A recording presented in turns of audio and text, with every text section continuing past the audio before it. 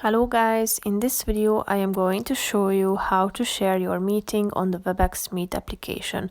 But first I just want to mention, don't forget to subscribe to my channel because at 10,000 subscribers I am going to show you my whole YouTube revenue statistics and growth strategy, how to make money online. So let's jump into it.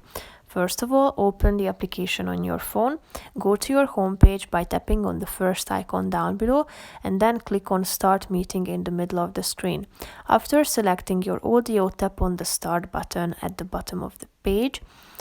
Then you should click on the tap on the Webex option at the top of the screen and then click on the this share icon in the right side of the box at the top, and here you can share your personal room via AirDrop, Messages, Messenger, Facebook, Slack, Gmail, Notes, Snapchat and other social networking sites. For example, if you tap on Messages, the link of your personal room will be provided. All you have to do is selecting one of your contacts to whom you would like to forward this message. That's pretty much it for this video, guys. I hope you found it helpful. If you did, consider subscribing and see you in the next video. Bye bye.